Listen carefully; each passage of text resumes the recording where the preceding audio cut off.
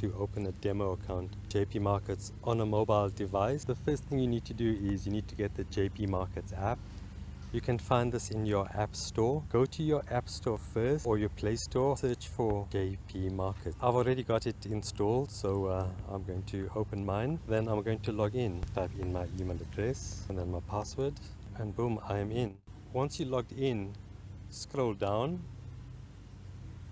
Under My Trading Accounts, click on Open Account. Choose your currency and choose either Demo STP or Demo ECN. Starting balance of $100,000 and type your password in the password field. Please wait a bit, click on Manage Accounts and click on the plus sign in the top right. Choose Log into an existing account. Under Find Broker, search for JPMarkets SA Demo.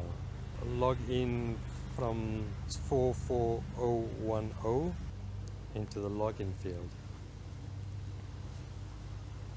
Copy the password field and paste it in the password field over there. Click on Save Password and click on Sign In. Now you have a demo account with $100,000 on the JPMarkets server. 100% credit, which is a deposit bonus, to give a total of $200,000. You can begin trading with your new demo account. So thank you so much for watching. Good luck and happy trading.